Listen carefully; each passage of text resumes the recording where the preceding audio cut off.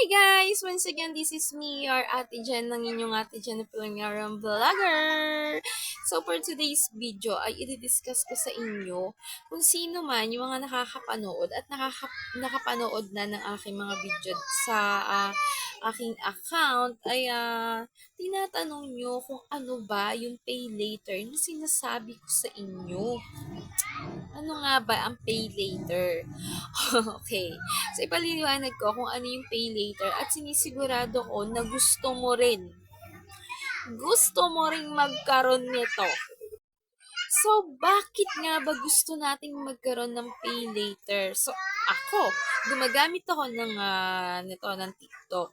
Siyempre, sa kagagamit ko, or kabibili ko ng kabibili dito sa TikTok, na-opera niya ako or nabigyan niya ako ng pay later.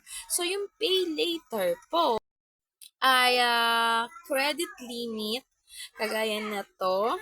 Yan. So, mababa lang yung offer niya sa akin nung una. Pero dahil lagi akong umuutang ng cellphone at good payer ako, hindi pa due date is nagbabayad na ako. Or kung halimbawa, ang due date mo ay, kunwari ay 15. Pero nagbayad ka ng kunwari, January 15, nagbayad ka. At hindi pa naman yung due date, o diba? Basta wag lang January 16, so hindi na pwede yon. So alam nyo ba na kapag ka good payer ka dito sa TikTok, yung pay later mo is pataas ng pataas yung magiging credit limit.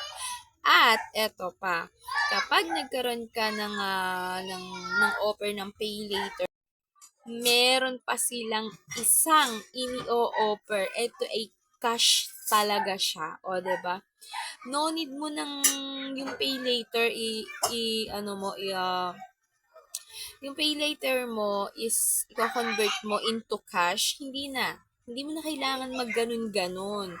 Kasi kapag ka ikaw ay good payer kay pay later, magaling kang magbayad, bibigyan ka nila ng offer. So, ano nga ba yung sinasabi ko na yan? Ganyan lang. O, ayan, tamo. 8,000 yung pinakang unang offer niya sa akin. So, kung ikaw ay, alam mo yun, wala kasi tayong pang-cash, ganon, diba? Pero gusto nating magkaroon kahit papaano. So, i-push mo na lagi kang bumili dyan sa TikTok. O, ayan ha, bumili ka. Meron akong yellow basket dyan. Baka naman gusto mong bumili. Charis! So, yun lang. Sana ay, napaliwanag ko sa'yo kung ano ba yung pay later. So, ang pay later is pautang ni TikTok at pwede mo siyang gamitin kapag order ka or bibili ka ng mga gusto mong bilhin. Pwedeng cellphone, pwedeng kahit ano na available si Pay Later na pambayad. So, ikaw nang mamimili kung 1 month, 3 months, 6 months, 9 months, or 12 months. Okay? So, kung meron kang tanong, pwede kang mag-comment dyan sa aking comment section. At pwede mo rin akong i-PM. So, gamitin mo lang palagi ang iyong TikTok, ha? May yellow basket ako dyan. Order ka na. Okay.